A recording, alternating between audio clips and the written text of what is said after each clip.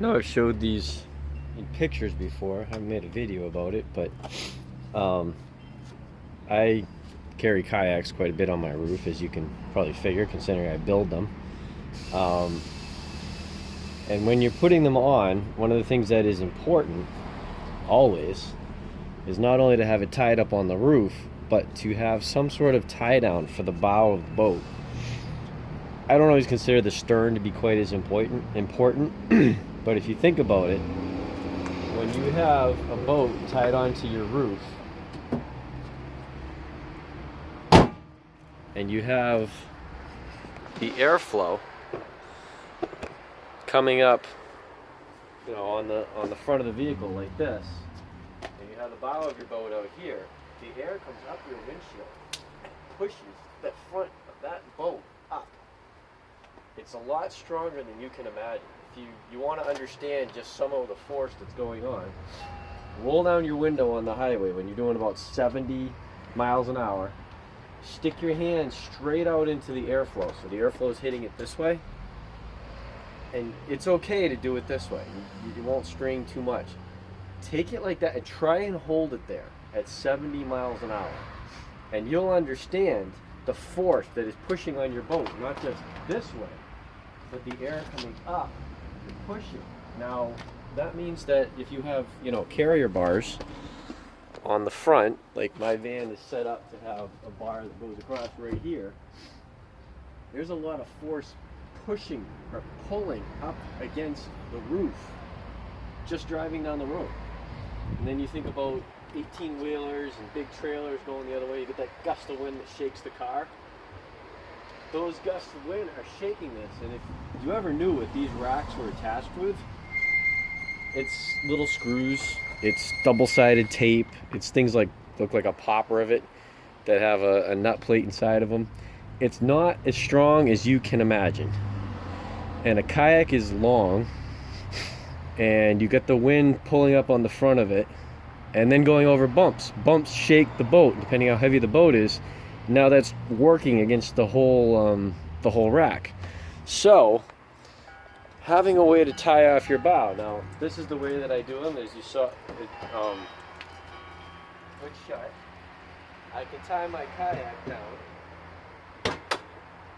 and I have one of these loops on each side. And of course, for the winter, we put them in. In the summer, sometimes we leave them out, sometimes we put them in, but the nice thing is they go in and out easy. But this, as you can see, is not going anywhere. So any kayak, I'm lifting the car with this, that's tied down to that. And it doesn't have to be a crazy tie down. A piece of rope, just going, quite often I only tie to one, because I'll have kayaks on both sides. So I'll tie one usually to this side because it helps hold it this way, and I'll tie to this side to that one, so the ropes make an X. The other advantage to a rope in front of you when you're driving is, if the rope is here and it starts to do this or that, or it gets slack and it sags in, the kayak moved. And it's an early warning way to tell if you're about to have a problem. You're about to have a boat come loose. Maybe your rack is failing. Maybe your tie down on your kayak shifted. Whatever it is, it's a real good visual indicator that something's going on with the kayak before it becomes a problem. Now, I had one time, my sister had a little teeny tiny Ford Festiva. You ever seen them? They look like they forgot part of the car. It's so short. We had a canoe on the roof that was longer than the car. We went around a corner, and it came right off the rack. Something went wrong with our tie down. But we had a bow line and we had a stern line, and because of that, the canoe just came over, dropped on the road next to the car. We went around the corner, we pulled off the road, and the canoe was, a few scratches, but it didn't do anything. It didn't go anywhere. If it had just been on the roof without a bow and stern line, and that canoe had come loose, it would have kept going in a straight line. It could have smashed into somebody's car. It could have killed somebody. And every year that does happen. So that's why I'm showing you this tie down system, because it's super easy. It's super cheap. You can put it on any vehicle. I've put it on every vehicle I've ever owned. I can't even think, probably 5 or 6, maybe 7 of them at this point. And it doesn't take much. This right here is just tie down strap, lashing straps like you buy with the buckles or clamps on them or whatever to tie down a kayak or stuff on your roof. And the nice thing is, pretty much anybody can put this on. If you have a set of sockets so that you can undo a bolt, all you gotta do is open your hood and look for a bolt near the front of the car. If it goes into just plastic, it might not be as good. Like this is all plastic, there's a bolt there. I wouldn't trust that as much. It would work. It's also kind of far away, but I mean, this is that's metal. So this is a bolt going through plastic into metal. Now you could have this thing coming up around the front like that. There's no problem if you put it on this strap and it came around. But out here on the corner is the best location. And it's just simply, this is a piece of nylon tie down strap. I bought at some point, I don't even know when, I have so many of them. And I unbolted this bolt. And then I'll show you the rest of the steps because I'm about to do it on my truck. Now, I've got a truck last summer. I haven't carried any boats on it yet except in the bed. But this is also good for tying on ladders, long lumber, anything you can imagine. And I'd rather have it, even if I don't know if I'll ever use it for sure, because I do have a truck and I have other means of carrying a kayak in the bed in the back. But if I ever want to put a longboat on, it only has a 6.5 foot bed. If I want to carry a 17-foot kayak, that looks kind of funny sticking out of the bed of a truck. It might be better to put on top.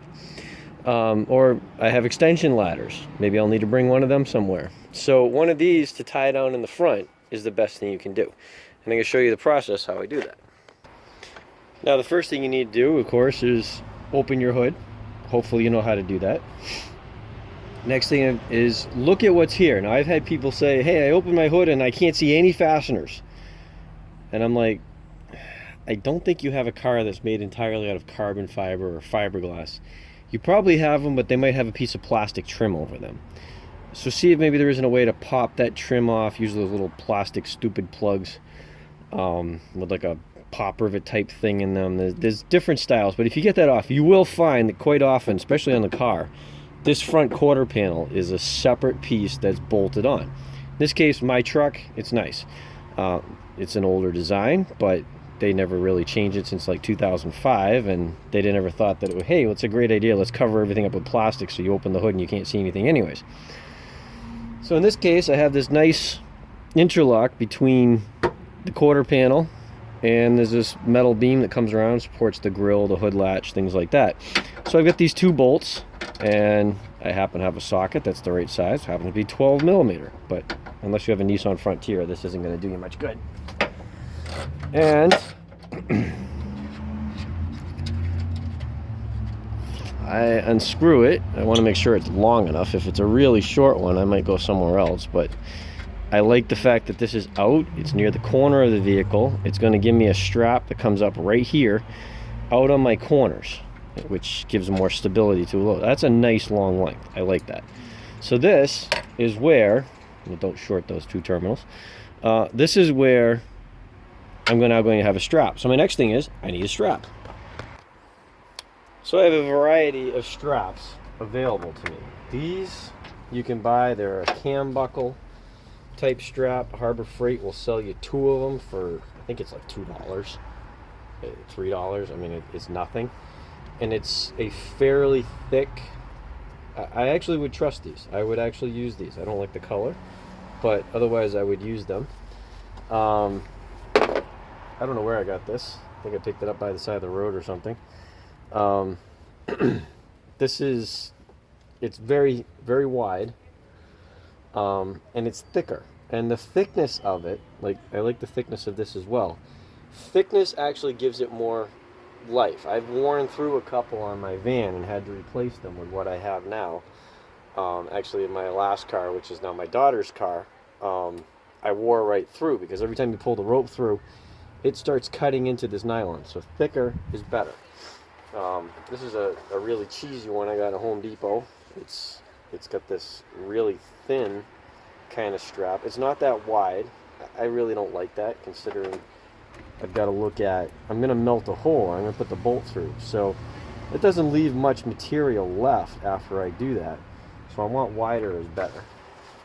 And then, I'm an aircraft mechanic, and aircraft straps and belts and things like that are even thicker.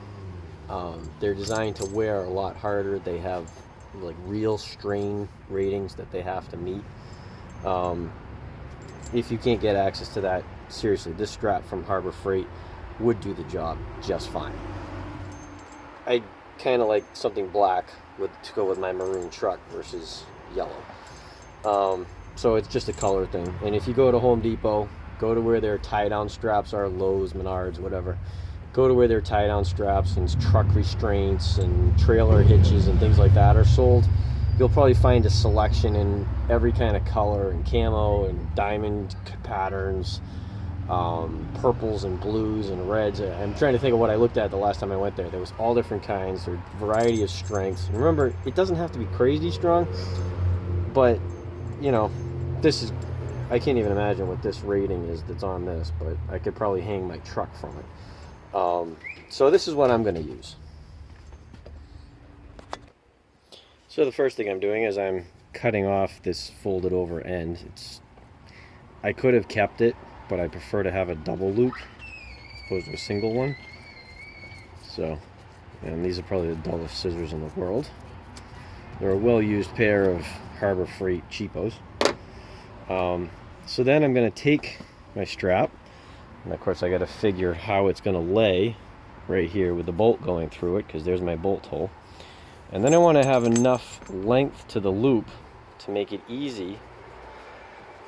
You know, it's stand up above the rope, the hood a little here, and give me an easy loop to get a bow line through, a rope from my kayak, or a strap from a ladder or whatever. So that's about the length I want right there, and it's going to vary with your car. Like I'm making it so that I know it stands up enough, it'll be easy to get a rope through. Every vehicle is going to be a little different. Some of the bolts further away, some it's closer. On my van, they're longer. It's because it's just the way I made them. I think they actually came from my older van, which had, yeah, they did actually. So the hood shape on that was a little different from this, so I had to, when I just transferred them over, I didn't make it any shorter. I just made it like that. So once you got it like that, take it, and now that's where I'm going to cut this. Now this part you're going to need some heat for. In this case I'm using a torch, and I got an old screwdriver I don't care about, and I'm just simply, I've used this before, as you can see there's other stuff burned on, so make sure it's a screwdriver you don't care about. And I'm going to heat this up. Now you could use a hot air heat gun if you have a gas stove, that also works. If you have an electric stove, it's possible, but it's going to be hard. Even a cigarette lighter will do it. It's just going to take you a long time. But yeah, you want to get this thing good and hot.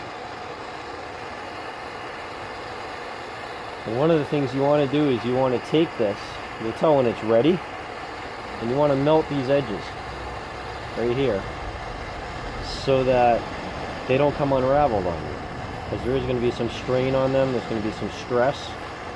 You can actually use the screwdriver to cut the strap if you wanted to, instead of scissors. I just showed that because it's easier. And so now with this kind of melted, these things, these straps won't fray on me and come apart and unravel to the point that the bolt can pull through.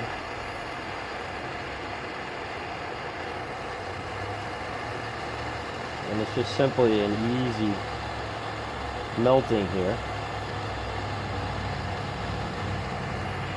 Heating it up, keeping it good and hot. You don't have to go crazy hot, but good enough to, as you can see, it has melted that edge, so there's no more fade fabric or fibers sticking out. Then put it double like that, get this thing good and hot.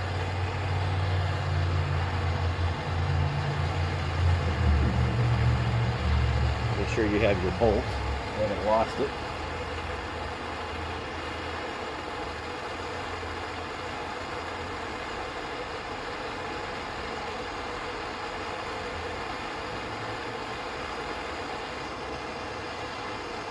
good and melted now. See how it just melted its way right through there? So now I've got a hole at the edges of it.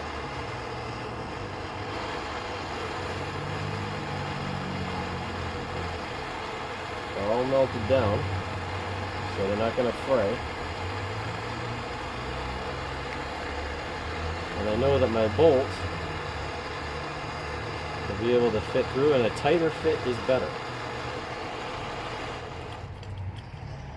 Yeah, I've seen where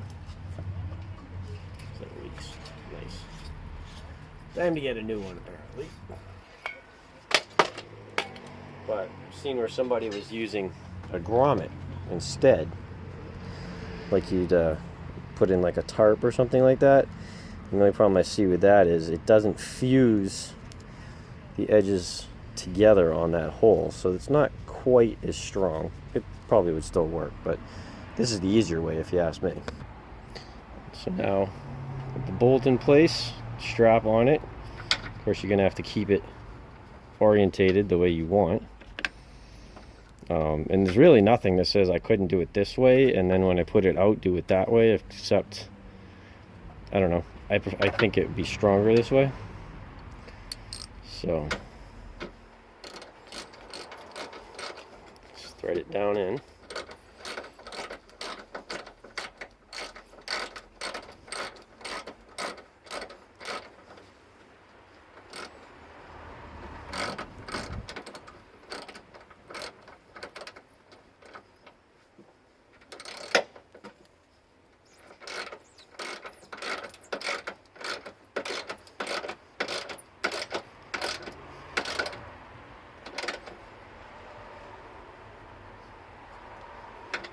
Obviously don't strip it right out of the truck, but you know, you could I'm lifting my truck a little bit with that right there. So that right there, I'll do the same thing on the other side, and I will have a set of tie downs for the front of the vehicle that I know I could anchor things very securely. And even if I get in an accident or I hit something with the boat while I'm like a tree, or who knows what, an awning, I don't know, it's not likely to really go anywhere. And then, you know, for the times when you think you're going to be using the boat a lot, here you go. Good tie-off point. Easy to put through, and this will just kind of flap, you know, probably can even tuck it back like that in the wind and pull it out when you wanted, or simply fold it underneath for one of those times when you just don't want the strap to show, or if you think it's going to scuff your paint. This actually will do less damage to your vehicle than any rope that goes down under the front of the vehicle. But it's folded under.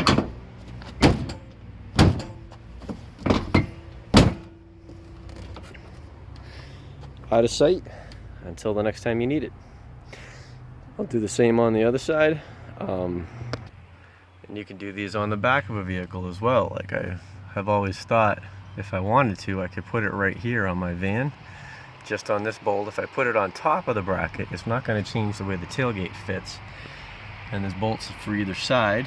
My dad has a Prius, and he found a bolt like about yay high on his underneath in the back of his vehicle. Well, right there he put one. Now the back line on his car runs a little different, but normally I don't bother on my vehicles because every single one of them has a hitch, and those loops right there are the perfect place to tie off the stern line if you ever decide you need it. But that way you'll have the most secure way to tie something down, because you don't want to be the one, and they pop up every year on my Facebook feeds, different pages. People had their kayaks blow off, now their rack is destroyed. They have to leave the boats behind while they go get another vehicle or try and get somebody there. They come back, the boats are gone. There's been times the boats have smashed into somebody else's car, they've caused accidents, they've done damage to their own vehicle. This will save you all those headaches. It costs basically nothing except a little bit of time.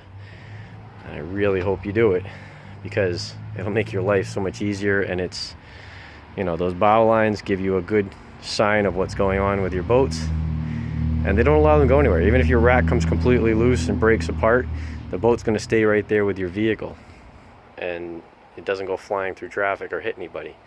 Best thing you could have. And the nice thing is,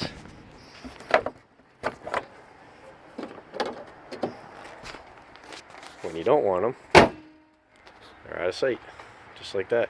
Doesn't stand out at all.